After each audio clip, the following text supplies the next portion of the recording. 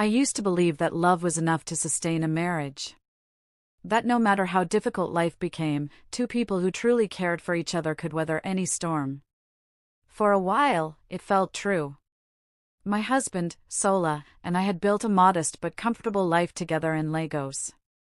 I was a senior product designer at a reputable tech company, and Sola managed a chain of auto repair shops he had inherited from his late father.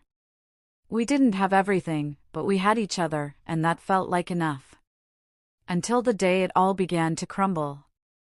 It started with a meeting at work. The company had been struggling for months, whispers of financial trouble moving like smoke through the office. That morning, the CEO gathered us in the conference room. His voice trembled as he announced mass layoffs. My stomach sank when I heard my name among those being let go. I went home that evening with my box of belongings, my head heavy with worry. Sola was sitting on the couch, scrolling through his phone. "They laid me off," I said, trying to keep my voice steady. "The company couldn't keep everyone." It's bad, Sola." He didn't look up. "So, what now?" "I'll start applying for other jobs immediately," I said quickly. "We'll be okay. I just need a little time." Finally, he set his phone aside and gave me a look I couldn't quite read. "Zara, this is why I always tell you not to rely too much on these fancy office jobs. One day they love you, the next they throw you out like trash." His words stung, but I bit my tongue. I was tired, vulnerable. I needed comfort, not criticism. "I'll find something soon," I repeated softly. But as the weeks turned into months, finding something proved harder than I expected. The tech industry was saturated. Every application seemed to disappear into a void. I attended interviews only to be rejected again and again. Meanwhile, our finances began to strain. Sola's business was doing okay, but not well enough to carry us completely. I cut back on personal expenses, stopped buying little luxuries, and tried to cook at home more. But Sola's patience began to wear thin. One night, as we ate dinner in silence, he suddenly slammed his fork down. "This isn't working, Zara. You've been out of a job for 3 months. Do you even realize how much pressure you're putting on me? I'm out there breaking my back while you sit here doing, what exactly?" I froze, my fork halfway to my mouth. "I'm applying every day, Sola. You know I am. This isn't my fault." He cut me off, his voice sharp. "Fault or not, you're becoming a liability. A useless liability. A woman without a job, without income, what's the point?" The word useless hit me like a slap. Tears blurred my vision, but I refused to let them fall. "I am not useless," I whispered. Sola scoffed. "Prove it then." That night, I lay awake replaying his words over and over. I had always been fiercely independent. Even when we first married, I made sure to contribute equally to our home. To be reduced to useless because of a setback, it burned deep in my chest. But what Sola didn't know was that I had been working on something quietly, something that had kept me sane through the chaos of unemployment.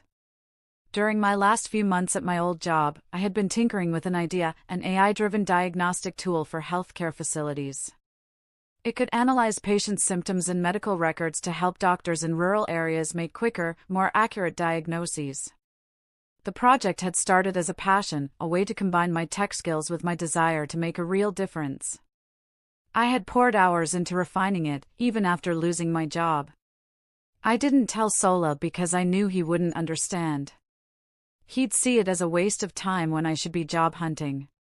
One day, I received an email from a global healthcare startup based in the US. They had come across a demo version of my tool I'd shared on a small developer forum. They wanted to discuss potential collaboration. My heart raced as I read their message. We set up a Zoom meeting, and for the first time in months, I felt alive again. They were impressed with my work, so impressed, in fact, that they wanted to acquire the patent outright. At first, I couldn't believe it. Acquire? I repeated during the call, stunned. Yes, their representative said. We believe your technology could revolutionize rural healthcare. We'd like to make you a very generous offer. The figure they proposed made my knees weak, $90 million. I barely managed to keep my composure, agreeing to review the contract and speak with a lawyer. After the call, I sat frozen, tears streaming down my face. For months, I'd been told I was worthless. That I was dead weight. And now, someone saw my value in a way even I hadn't dared to imagine. I decided not to tell Sola immediately. I wanted to finalize everything first. I contacted a lawyer friend, ensured the deal was airtight, and opened a private bank account. I was cautious because something inside me whispered that Sola might not handle this news well. Meanwhile, his treatment of me worsened. He began coming home late, his clothes smelling of expensive cologne I didn't own. He spent more time on his phone, laughing at messages he wouldn't let me see. When I asked him about it, he snapped, "Stop nagging me, Zara. Maybe if you brought something to this house, I'd actually want to spend time here." The final straw came one night when we attended a family gathering. In front of everyone, his mother, his cousins, even some of my friends, Sola made a cruel joke about me. "Zara's become a professional house sitter," he said with a mocking grin. "Her only job now is to watch TV and eat my food." The room erupted in awkward laughter. My face burned with humiliation. I didn't respond. I simply smiled tightly, excused myself, and went to the bathroom where I cried silently. That night, as Sola snored beside me, I made a decision. The deal with the healthcare startup was finalized 2 weeks later. $90 million was deposited into my private account. I sat there staring at the numbers on my screen, my heart pounding. It wasn't just about the money. It was about freedom. It was proof that I had worth beyond anyone's opinion. The next morning, I woke up earlier than usual. I cooked Sola breakfast, something I hadn't done in weeks. He looked surprised but pleased. "What's the occasion?" he asked, digging into his food. I smiled. "Oh, nothing special. Just feeling hopeful about the future." And I was. Because soon, everything was going to change. I didn't confront him immediately. I waited, carefully observing, quietly planning. I began looking for a new place to live, something luxurious and secure. I also met with a financial advisor to discuss investments and long-term plans. All the while, Sola continued his behavior, oblivious to the storm that was brewing. One evening, as I packed a small suitcase, I stumbled upon evidence confirming my suspicions, a series of flirtatious messages on his phone, exchanged with a woman named Amara. They weren't just talking. They had been seeing each other for months. My hands shook as I read the messages. He had been cheating on me while belittling me, calling me useless, making me feel small. I felt anger rise like fire in my chest. But I didn't lash out. Not yet. Instead, I zipped up my suitcase, took one last look around the house we had shared, and quietly left. I drove through the quiet streets of Lagos with my suitcase beside me and a calm determination in my heart. For the first time in months, I felt light, free. The toxic weight of Sola's insults and betrayal no longer held me down. I checked into a luxury serviced apartment I had rented under a different name, somewhere Sola would never think to look. The view from the balcony was breathtaking, the city lights glittering like scattered diamonds, a symbol of the new life I was about to build. For the next few days, I didn't contact Sola. I let him stew in confusion, wondering where I'd gone. Sure enough, by the fourth day, my phone was flooded with messages and missed calls. "Zara, where are you? Come home now. This isn't funny. You think you can just disappear like this? You're acting crazy." I didn't reply. Instead, I focused on setting up my future. I finalized investments with my financial advisor, purchased a beautiful new home in Ikoyi, and quietly hired a private security team. $90 million was more than just wealth, it was power. And I intended to use it wisely. When Sola finally reached out through his mother, pretending to be worried, I agreed to meet him. We arranged to meet at a quiet, upscale restaurant. The moment he saw me walk in, Sola's face shifted from relief to anger. "Zara! What is wrong with you?" he demanded as soon as I sat down. "You've been gone for a week. No calls, no messages. Do you have any idea what you've put me through?" I tilted my head, studying him. "Oh, so now you care where I've been?" He frowned. "Don't start. Just come home, Zara. We can talk about this later." I smiled coldly. "Home? You mean your house? The place where you call me useless and mock me in front of family? The same place you bring your mistress when you think I'm not looking?" His mouth fell open. What are you talking about?" "Don't bother lying," I said sharply, pulling out my phone. With a few swipes, I displayed screenshots of his messages with Amara. Sola's face drained of color. "Zara, No," I interrupted, my voice steady. "You don't get to explain. You don't get to gaslight me or make me feel small ever again." He shifted in his seat, panic flickering in his eyes. "Look, I made a mistake. We can fix this, okay? Just come home. We'll work through it." I leaned back, almost amused. "Funny how now you want to work through it. When I lost my job, you called me useless. When I needed support, you crushed me instead." "Zara, please," he said, lowering his voice. "Don't do this. You need me. You have nothing without me." I laughed softly, a laugh that held no humor. "Nothing? Oh, Sola, you really have no idea." Reaching into my purse, I pulled out a document and slid it across the table. It was a printed statement from my private bank account, with the $90 million deposit clearly visible. Sola's eyes bulged as he read it. His mouth opened and closed like a fish gasping for air. Is this real?" he stammered. "Very real," I said coolly.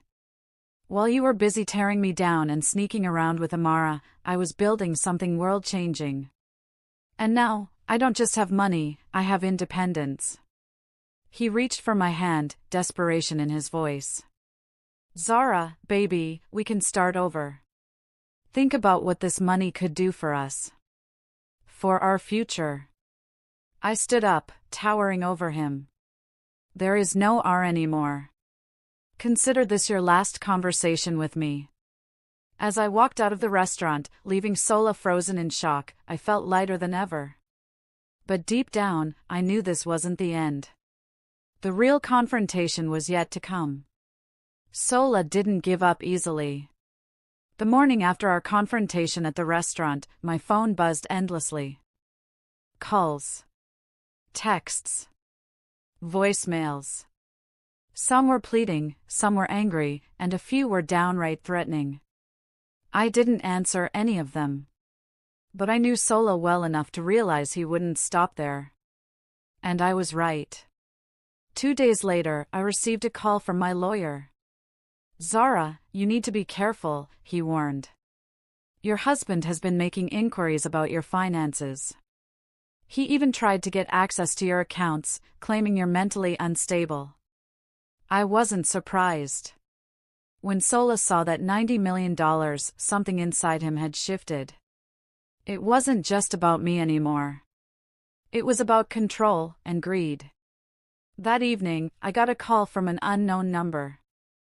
I hesitated before answering. Sola's voice came through, smooth and deceptively calm. "Zara," he said softly, "this is ridiculous. You can't just walk away and leave me like this. Think about everything we've been through." My chest tightened, but I forced myself to stay calm. "Sola, you didn't think about us when you cheated on me or humiliated me. You don't get to play the victim now. You're blowing this out of proportion, he snapped. You can't just take off with that kind of money. You owe me, Zara. Without me, you'd have nothing. I took a deep breath, my voice steady but cold. No, Sola.